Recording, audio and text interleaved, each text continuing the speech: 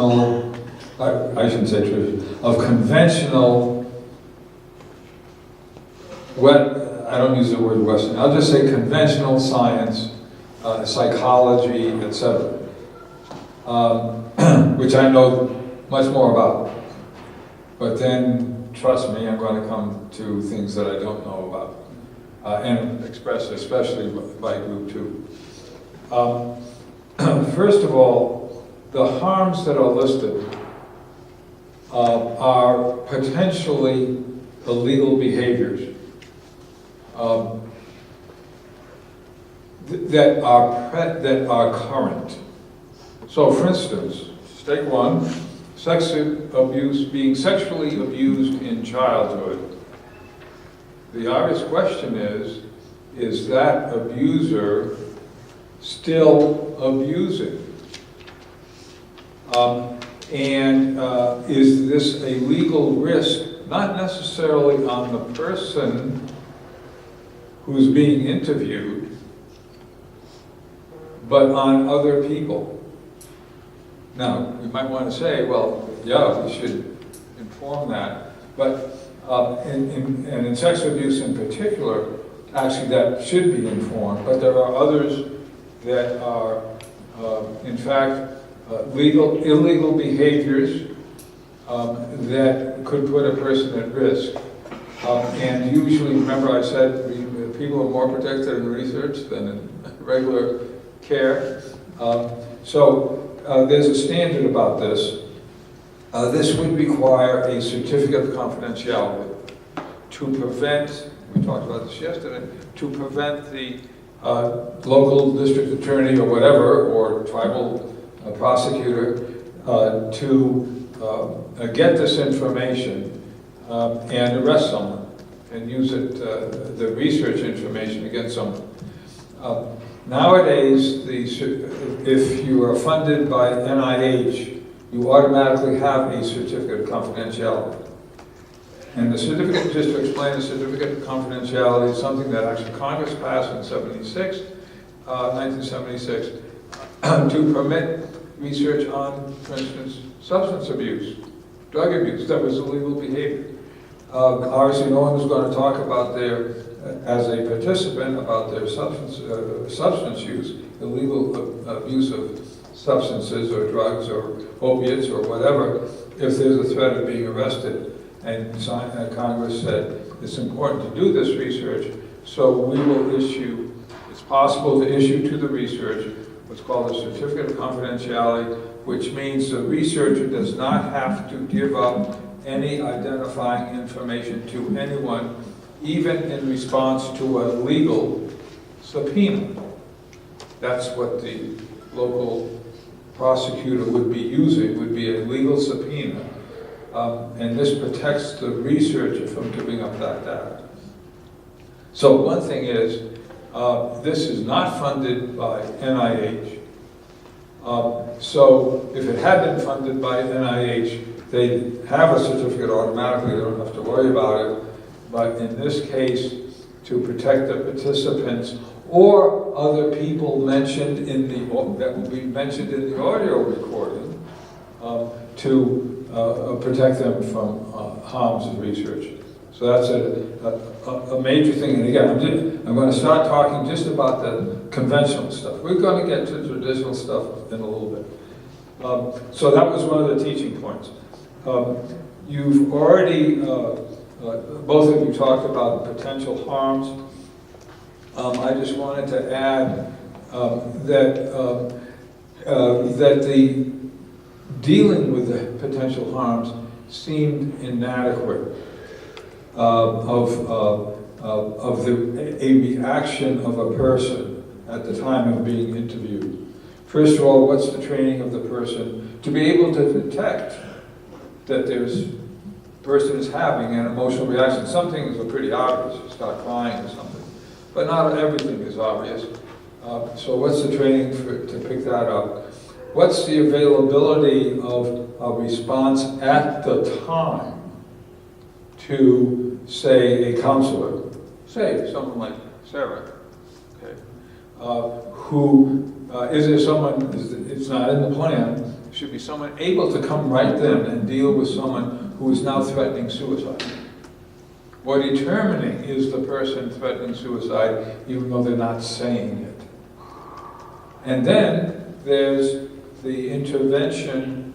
Once you deal with that, what about tomorrow? Checking with the person, how are you doing? Have you set up a person to see and so on? I'm talking now just about conventional medical treatment. But all those issues are there, and this is not discussed. So this is a complex situation, even if we're not talking about traditional yet.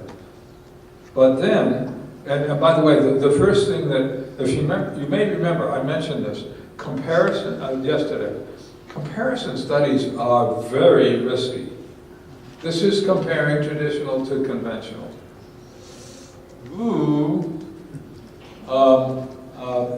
At the very least, you need to have people from the community who are knowledgeable to help both plan it and to interpret whatever the data are that you get. So it's really back to, did this person have that kind of consultation with both Western conventional, I'll just say conventional, as well as Navajo traditional. So you notice I've said things like a counselor immediately, referral to a counselor, checking the next day. I don't have the slightest idea that if in fact a person is in part of or wants to be part of or expects to be in a traditional, with a traditional healer, whoever that is, I wouldn't have the slightest idea to know, well, what is supposed to be the response then? What is supposed to be the response? Are they supposed to come in and deal with a person right now as the Western, as a conventional psychology would have it? So it is not just about saying it's not sufficient in this kind of a study to say you need to have someone come in, a Dr. Kine, to come in and check out the person, because that may not be what is even the kind of healing that is needed. With this kind of comparison, and then just the comparison, which works better? Again, this is dangerous stuff.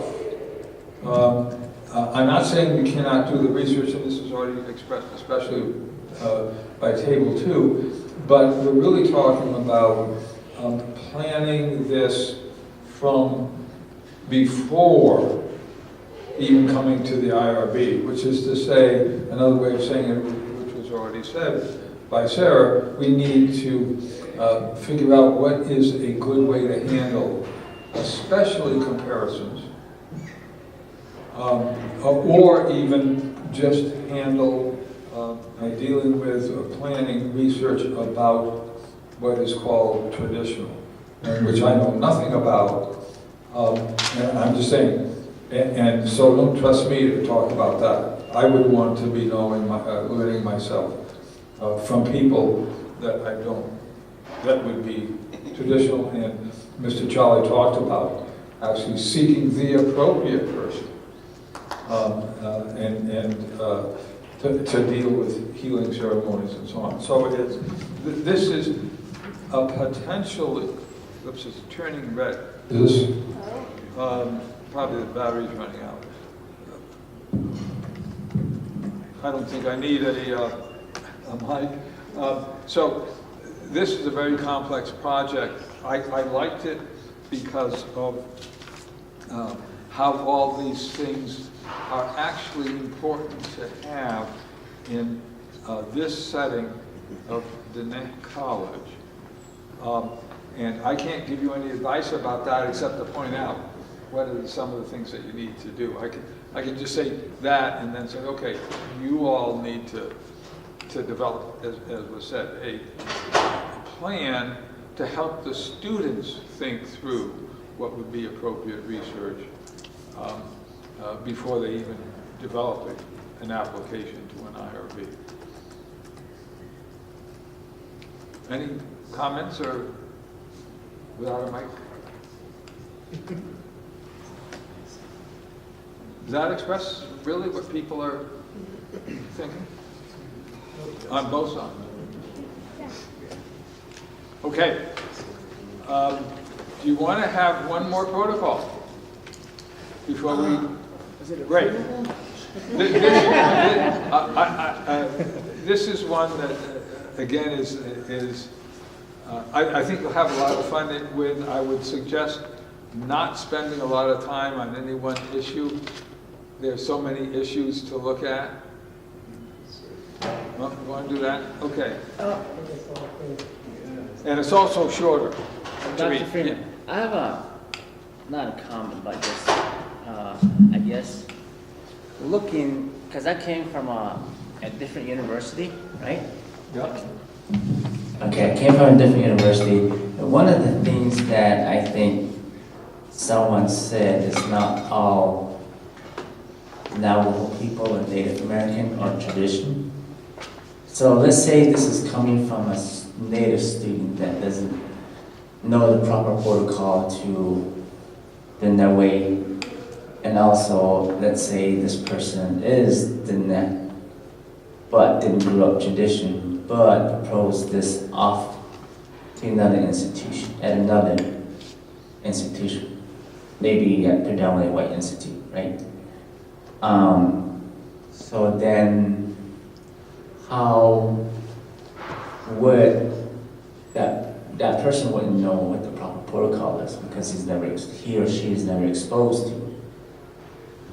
And so then it would be, I think, pretty common for that individual to do research like this, not knowing, just being curious, right? Trying to compare, because that individual doesn't know their traditional, their culture, their language in that way. So pretty much that person is Western, even though born Native or raised. Anyway, but then we're looking at this traditional college, and then individual comes in and does this proposal. Then how do we as IRB member educate individuals and people, students, about it? Besides taking the net studies, or besides talking to, some of them would be very uncomfortable talking to traditional people, right? So how would IRB take care of the students in learning more about the proper protocol?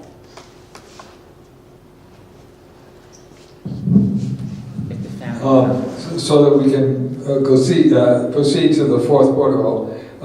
Let me say, you've asked what used to be called the $64,000 question. Now it must be $64 million question. We've had inflation. I don't know if you remember that phrase from when I was growing up. That was the way they express it. Let me just say, that is the question. And I don't think any one of us could give an answer in the next 5 minutes. In fact, what this really requires is for the IRB, what's already been expressed here, as well as there, the IRB, to work to figure this out, so that it can have a way of advising students before they even start to write an application of what is the kind of thing that would be helpful and not harmful. Again, I think the student is very well intentioned, first of all. But we've already heard, boy, there's a lot of stuff here. And a first tip-off is if any student wants to make a comparison of traditional to conventional, that is potentially dangerous just from the get-go. And so that's what is, as I mentioned yesterday, this was going to be one of the protocols, and that's one thing I've learned, is we were very careful about comparisons. In a setting where our traditional is much different, but also where, actually, did I tell everyone, I think, or was it after the meeting, where I talked about people wondering why I was going to, it was after. So let me tell you a brief story, then we'll get to the fourth one. So starting actually when I was in Swinomish, I was invited to, so as a medical student, because they trusted me, I was invited to go to what in our case is traditional spiritual practices in the winter. They concentrate in the winter. I'm not going to go into detail except to say that. And so when I got to the Lummi as a full-time physician now, Lummi's just 40 miles away from Swinomish. It was the same group basically, and so I would have patients who were going on to be, I guess the term is not the term that is used at Lummi, but initiated. Some people initiated into this, some people being healed, having a spiritual problem and being healed. These would be my patients. If I was told about it, that meant it was an invitation. And I was trying to express that unlike all the other physicians that had been there before me, I valued that approach. There had been a lot of stuff about how, from the conventional medical point of view, about how bad this was. How backward, you name it. So I was trying to say, I actually referred people to it.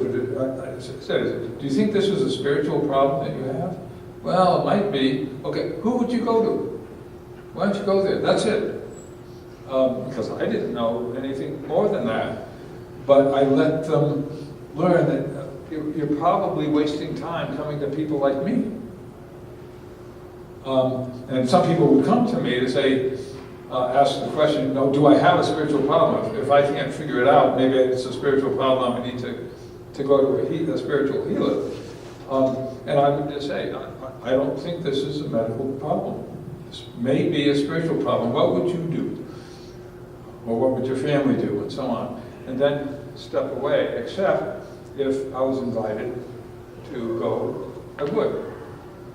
So after about 3 years of going to this fairly frequently, we also made special arrangements for people in that situation to come in specially into the clinic if they also had a concurrent medical problem. They were dressed entirely differently. Admitted people at 3 a.m. in the morning on a Sunday morning who were going through this and actually turned out to have a medical problem. So I had the trust of a lot of people, but I was picking up some people seem opposed to what I was trying to do to be a bridge. Okay? So I went to the health board that met the Indian Health Board at the time, that met every month, and just raised the question, and I tried to think of every objection that a person might have, because I wasn't hearing anything specific. And I went through the list and I explained why I wasn't doing this, and so on. And then at the very end, it was almost like a throwaway. Like, I couldn't imagine this was the concern, but just in case, I said, and I'm not going to publish anything. And the adult daughter of the most powerful healer, not just at Lummi, but in the region, happened to be present, and she got up and said, "Thank you, Dr. Freeman." That's what we were wondering. Was I going to use the knowledge I had by all these experiences to publish? Because, and we've already heard about it, revealing information to the public that's not supposed to be revealed. And I hadn't realized that was what was the issue, but I said that, and by the way, I have not violated that, either in print or in presentations, oral presentations. And I'm not going to. And there's nothing I have written that hasn't been published that's going to be published after I die either. No way. So this is the kind of thing that actually it's very careful, one has to be very careful about, of how do you do research, which the kind of research we talk about is basically conventional research on something that's not conventional. And so I welcome for the Dene College IRB to work this out and then let me know, because I'd like to know myself. Okay? Does that answer your question, Mr. Sagan? Oh. Well, why don't we go on quickly to Protocol 4? Have you handed it out? Oh. Or do you want to, is it too late in the day? Yes. It's 12:15 there. Do you want to just get home? Huh? Do you want to beat the snow? No, I live here, so I have no problem.